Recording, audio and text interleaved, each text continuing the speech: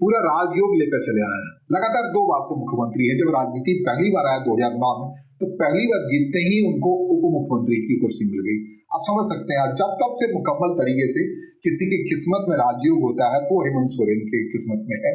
और उनको दूर दूर तक किसी भी तरीके से भारतीय जनता पार्टी, जो वहां की सबसे मजबूत पार्टी कही जा रही है झारखंड की, वो घेर नहीं पा रही है। बार बार फिसल जा रहे हैं हेमंत सोरेन और मजबूत दर मजबूत हुए जा रहे हैं। तो ये स्थिति है हेमंत सोरेन के जीवन में। अपनी बहन को भेजे, बड़ी बहन को भेजे, अपनी भाभी सीता सोरेन को भेजे जो भारतीय जनता पार्टी में है। और एक बात करें भारतीय जनता पार्टी से, मैं अपनी भाभी को टिकट दे रहा हूँ, आप भी सहयोग दीजिए, जाने दीजिए इनको। मैं दोनों सीटों की बात मैं कह रहा हूँ, एक सीट से पत्नी को भेजिए, आप खुद जाए। ये स्थिति है हेमंत सोरेन के हिस्से में।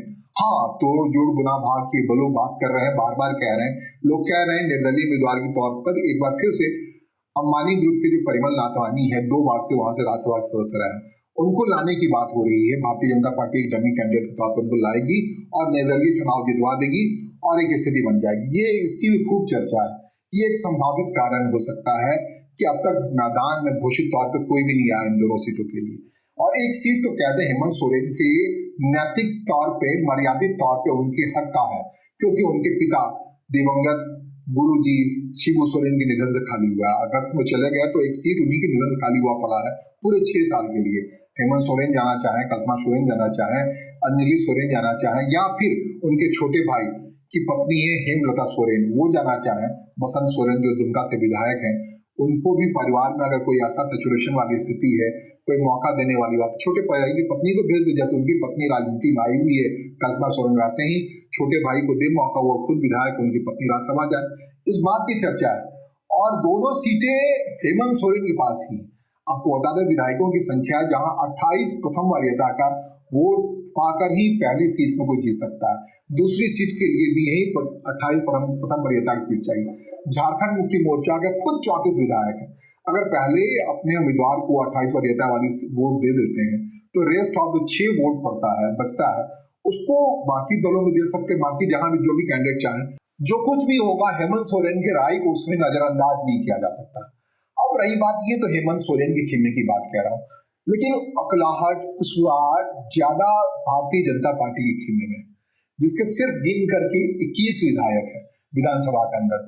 तोड़ जोड़ करके अगर संख्या 11 मतों को जोड़ ले, जनता दल यूनाइटेड के विधायक को जोड़ ले, आजसू के विधायक, तो काफी मेहनत के बावजूद 24 की संख्या होती है, 4 की कमी रह जाती है। अभी मैं जोड़ के बता, 6 अतिरिक्त वोट है झारखंड मुक्ति मोर्चा के पास, उसमें से 4 क्या भारतीय जनता पार्टी अपने हिस्से में ले पाएगी। जिस ढंग से अकलाहट है, भारतीय जनता पार्टी मैदान में किसी न किसी को उतारना चाह रही, अब उतरने वाला शख्स कौन होगा, इस बात को लेकर काफी माथापच्ची है, काफी लड़ाई है। अर्जुन मुंडा ने कहा है कि हम नहीं लड़ना चाहते हैं, हम नहीं जाना चाहते हैं। कहते हैं क्यों, अगर कोई व्यक्ति कहे कि हम नहीं जाना चाहते हैं राज्यसभा, उस मोड़ पे जब कहीं किसी भी सदन का मेंबर नहीं है, इसका मतलब उसके अंदर है कि बड़ी लालसा है, बड़ी इच्छा है, क्योंकि पिछली बार चुनाव हार गए, वो हारने से पहले वो केंद्रीय मंत्री थे और किसी भी सदन के मेंबर नहीं है। उनको लगता है कि उनको अगर भेज दिया जाए तो इंतजाम भी कर लेंगे बाकी वोटों का। जैसे हमने कहा कि 24 वोट भारतीय जनता पार्टी के हैं, बाकी 4 वोट मैनेज करना है इधर उधर से, वो भारतीय जनता पार्टी कांग्रेस पार्टी से मैनेज करती है या आरजेडी से मैनेज करती है, बाकी लोग जो वेगा बांड है उससे। तो लेकिन मैदान में तीसरा उतारना पड़ेगा, भारतीय जनता पार्टी को अपना कोई उतारना पड़ेगा। आप कह सकते हैं अर्जुन मुंडा ही क्यों, अभी हाल के दिनों में जनजातीय सम्मेलन के नाम में बहुत कुछ हुआ है। निशा उरांव का मामला चल रहा है बड़ी तेजी से।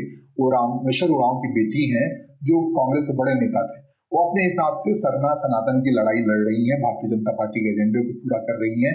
दिल्ली में सम्मेलन हुआ था पिछले 24 तारीख को, बड़े शानदार तरीके से अमित शाह आए थे, प्रधानमंत्री की ओर से वहां पत्र पढ़ा गया था जनजातियों को भारतीय जनता पार्टी के हक में इकट्ठा करने के लिए। देश के अलग अलग हिस्सों से जनजातियों को लाल किला मैदान में लाया गया इस भीषण गर्मी में, और वहां खड़े होकर कहा गया कि इस ढंग से धर्मांतरण का मसला बड़ी तेजी से चल रहा है, उसको आधार पर भारतीय जनता पार्टी नहीं कि इसमें राजनीति करने जा रही है। तो उसमें ये मुमकिन है कि एक चेहरा, यंग चेहरा निशा उरांव का हो सकता है वो कैंडिडेट बने भारतीय जनता पार्टी की ओर से, या फिर कौन बनता है भारतीय जनता पार्टी में काफी माथापच्ची है। बाबूलाल मरांडी जो विपक्ष के नेता है वहां पर कौन भारतीय जनता पार्टी में है। बाबूलाल मरांडी जो विपक्ष के नेता है, भारतीय जनता पार्टी के बड़े नेता हैं, झारखंड के पहले मुख्यमंत्री रहे हैं, उनके रहते हुए अर्जुन मुंडा के नाम पर सहमति बन जाए, इस बात की आशंका कम है। तो आखिरकार भारतीय जनता पार्टी से कौन सा चेहरा होता है जिसके लिए भारतीय जनता पार्टी मैदान उतारती है। कहते हैं 6-7 तारीख को खुद राष्ट्रीय अध्यक्ष नितिन नवीन इस पर बात करने के लिए, विमर्श करने के लिए रांची आने वाले हैं। रांची आकर के वो हालात को समझने वाले हैं, देखने वाले हैं। दरअसल भारतीय जनता पार्टी के ही कैंडिडेट थे या राज्यसभा सदस्य थे दीपक प्रकाश, उनका कार्यकाल मैच्योर हुआ, उसकी वजह से दूसरे सीट पर चुनाव हो रहा है और भारतीय जनता पार्टी अपनी कीमत पर, अपनी स्थिति में नहीं है कि उस सीट पर दीपक प्रकाश को लड़ा ले या किसी को लड़ा ले। बाहर से वोट मैनेज करना पड़ेगा, जिसकी आशंका जताई है, हॉर्स ट्रेडिंग की आशंका जताई है झारखंड मुक्ति मोर्चा ने। भारतीय जनता पार्टी की ओर से दीपक प्रकाश हो, अर्जुन मुंडा हो या निशा उरांव हो या कोई भी आप शख्स वहां कैंडिडेट बनता है, उसके लिए भारतीय जनता पार्टी को बाहर से प्रबंध करना पड़ेगा। इन सब के बीच जैसा शुरू में हमने कहा था कि हेमंत सोरेन के हाथ में, मुख्यमंत्री हेमंत सोरेन के हाथ में दोनों सीटों की चाबी है। राज्यसभा में कौन जाएगा वो उपकृत कर सकते हैं भारतीय जनता पार्टी को। भला क्यों उपकृत करें भारतीय जनता पार्टी को? विपक्ष में भारतीय जनता पार्टी खिंचाई हो रही है, खुद वो अमित शाह के खिलाफ, प्रधानमंत्री के खिलाफ, महंगाई को लेकर, बाकी चीजों को लेकर मोर्चे पर डटे रहते हैं हेमंत सोरेन। तो ऐसी सूरत में विपक्ष के साथ वो ऐसा क्यों करेंगे? कह रहे हैं अंदर खाने एक बड़ी राजनीति चली जा रही है। वो ये है कि भारतीय जनता पार्टी झारखंड मुक्ति मोर्चा के साथ हाथ मिला करके इस चुनाव में, इस बात की खूब चर्चा है कि झारखंड मुक्ति मोर्चा से इस राज्यसभा चुनाव के समय भारतीय जनता पार्टी अंदर खाने हाथ मिला और ये इंतजाम करेगी इस सरकार से कांग्रेस अलग हो जाए या कांग्रेस टूट के अलग हो जाए। जो अभी चल रही है वहां यूपी की सरकार, महागठबंधन की सरकार, वो चले लेकिन उसमें कांग्रेस पार्टी नहीं रहे। ये हो सकता है अगर कांग्रेस पार्टी जिद करती है। उनके सिर्फ 16 विधायक हैं। अभी शुरुआती संकेत मिल रहा है कि 16 विधायकों वाली ही कांग्रेस पार्टी को हेमंत सोरेन दूसरी सीट देंगे, लेकिन ये दूसरी सीट की दावेदारी अगर कड़क अंदाज में कांग्रेस पार्टी करती है तो मुख्यमंत्री हेमंत सोरेन अड़ सकते हैं, नजर टेढ़ी कर सकते हैं और टेढ़ी करने की सूरत में वो भारतीय जनता पार्टी जो भी कैंडिडेट खड़ा करेगी वो खुला हॉर्स ट्रेडिंग के लिए छोड़ देंगे। और इन 16 विधायकों में से कभी भी लोग कहते हैं हॉर्स ट्रेडिंग करने की स्थिति में झारखंड में अगर है, अगर बिकने के लिए तैयार कोई विधायक है तो कोई और नहीं, कांग्रेस पार्टी के विधायक हैं। क्योंकि लगातार कांग्रेस पार्टी के अंदर ही काफी खींचातानी है। सरकार में जो मंत्री हैं और संगठन के जो लोग हैं उनके बीच में इस कदर खींचातानी है कि आला कमान काफी परेशान है। उसे भी नहीं लग रहा है कि कांग्रेस पार्टी का अगर कोई कैंडिडेट होगा यूपीए की तरह से महागठबंधन में तो पूरे 16 के 16 विधायक उसके हक में वोट डाल देंगे। अगर खाली मैदान चुनाव नहीं होता तब तो ठीक है, अगर चुनाव होता है तो आला कमान को भी लग रहा है 16 के 16 उसके साथ नहीं रहने वाले। या झारखंड में हर किसी को लग रहा है कि 16 विधायक जो कांग्रेस पार्टी के हैं ये इसी मोड़ पर, इसी राज्यसभा चुनाव के मोड़ पर टूटेंगे या फिर सरकार छोड़ के हटेंगे। यह तय कर देगा कि 2024 में जो सरकार बनी है झारखंड की वो यूं ही इसी सूरत में रहती है 2 साल के अंदर, या उसमें कोई बड़ा विभाजन होता है, कोई हैरत अंगेज तरीका से बात होती है। ये राज्यसभा चुनाव तय कर देगा। इस लिहाज से बहुत महत्वपूर्ण है इस चाबी को हेमंत सोरेन किस अंदाज में मोड़ते हैं, क्योंकि हेमंत सोरेन को लगता है कि कांग्रेस पार्टी का बोझ लेकर के वो बेवजह केंद्र से अपना रिश्ता खराब किए हुए हैं। उनको ये लगता है कि कांग्रेस पार्टी का साथ छोड़ दे और प्रतिपक्ष और सत्ता पक्ष की लड़ाई चलती रहे वोटिंग के लिहाज से, तब उनका बहुत सारा केंद्र में रुका पैसा है वो मिल जाएगा, उनका विकास काम ठीक से चल पाएगा। जो एक कांग्रेस पार्टी के साथ होने की वजह से उनमें एक दुश्मनी का भाव है केंद्र के साथ, वो भाव कम होगा।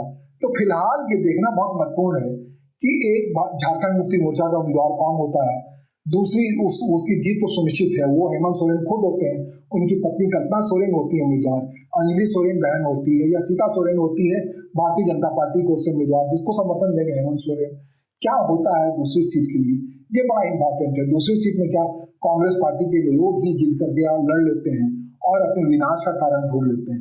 दिलचस्प होने वाला है ये राज्यसभा का चुनाव।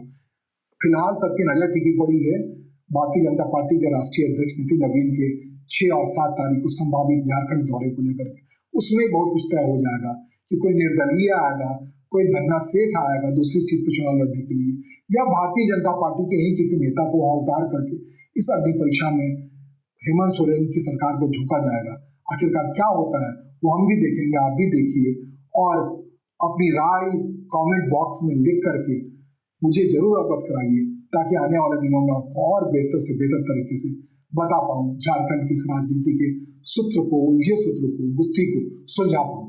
फिलहाल मुझे सुनने और समझने के लिए आपका आभार। नमस्कार, धन्यवाद।